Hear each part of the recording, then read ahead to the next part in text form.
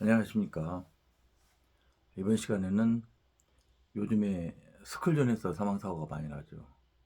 그래서 스쿨존 내에서의 그 교통사고 예방을 위해서 이제 우리가 제도적으로 할 거는 다 했다고 생각합니다. 그래서 스쿨존에서 불법 행위는 엄단돼야 하지만 얼마 전에 우회전하는 버스에 치여가지고 또 안타깝게 어린아이 한 명이 또 희생되는 그런 경우가 생겼는데, 이제 그런 경우를 보면 버스를 이해가 가는 게, 아니 버스 편을 들자는 건 아닙니다. 근데 버스는 우회전할 때 속도가 느립니다.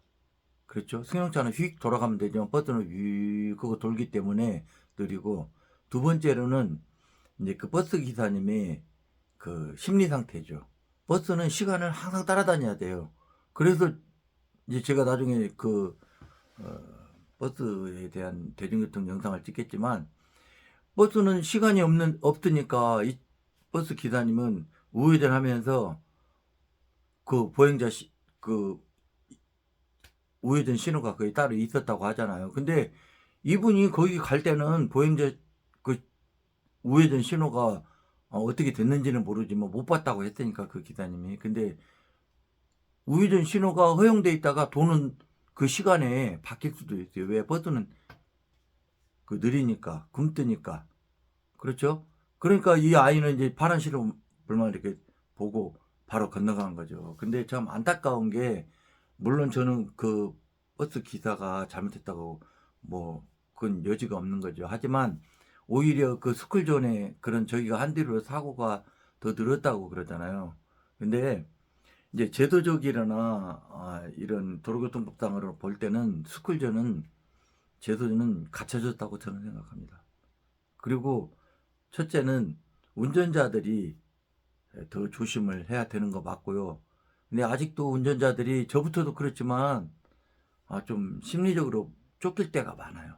그러면은 우리 그 빨리빨리 문화 있잖아요. 그게 이제 조마조마 두근두근 문화로 바뀝니다. 왜? 빨리 가야 되는데 이거는 신호는 이 걸려 있죠. 그러면은 아주 난감하죠. 특히 이제 저희들 대중교통 같은 경우는 그런 경우가 많아요. 그래서 아까 그 버스 기사님 얘기를 했잖아요. 근데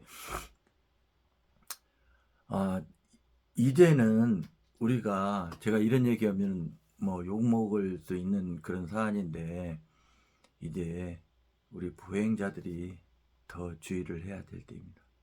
그래서 물론 그 어린 아이도 이렇게 파란불일 때 좀 어른이 옆에서 손을 잡고 걷는다든가, 우회전하는 버스를 보고 걷는다든가 했다면은 그런 참사가 안 났겠죠. 근데 그런 또 저기가 없다 보니까 어린아이들은 또 그러잖아요. 신호만 보고 건너가는 그런 경향이 있기 때문에. 그런데 이제는 우리 자녀들도 교통 교육을 좀 우리가 더 시켜야 된다고 생각합니다. 그래서 저는, 제가 제 딸한테도 어렸을 때부터 저는 교통 교육을 시켰습니다.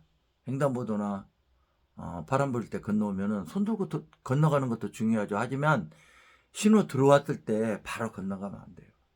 바로 건너가면 안 되고, 어른들이 건너가면 그 뒤에 따라서 건너가라고 교육을 시켜야 됩니다. 왜냐하면 어른들은 보면은 이렇게 좀 시야가 넓고 아이들보다는 그렇잖아요.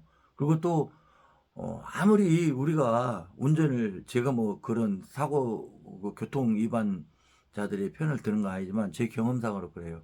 운전을 오래 하다 보니까 제가 신호를 가서 서야 되는데도 못 쓰고 지나가지는 경우가 있더라는 얘기죠. 그래서 저는 항상 어린아이들이 길가 양쪽에 신호를 건너려고 서 있으면 불안해요. 왜? 걔네들이 언제 튈지 모르잖아요. 그런데 신호는 노란불이 들어와요. 그럼 어떤 애들은요, 이 자동차 가는 쪽에 신호가 노란불이면 델리마존이라고 해가지고 우리가 못 쓰고 지나갈 때가 많거든요. 근데 그때 건너가는 애들이 있어요. 얼마나 위험한 그런 적인지 모르겠어요. 그래서 이제 우리가 아이들한테 교통교육을 좀 시켜서 우리가 그 빨리빨리 문화에서 좀 벗어나가지고 그런 데에서만큼은 좀 길 건널 때 안전하게 어른들 건너가면 뒤에 따라가는 그런 쪽이고, 물론 이제 이 신호는 횡단보도는 보행자 신호입니다.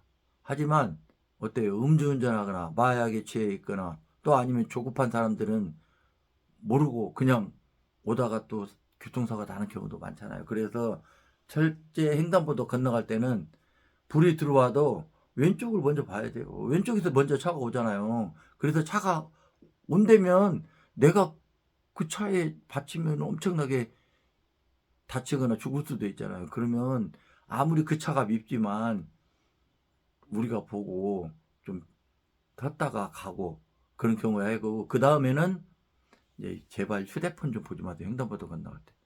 횡단보도 건너가면 무슨 자기 뭐 산책하는 거예요. 거기에서 왜 휴대폰을 보고 갑니까?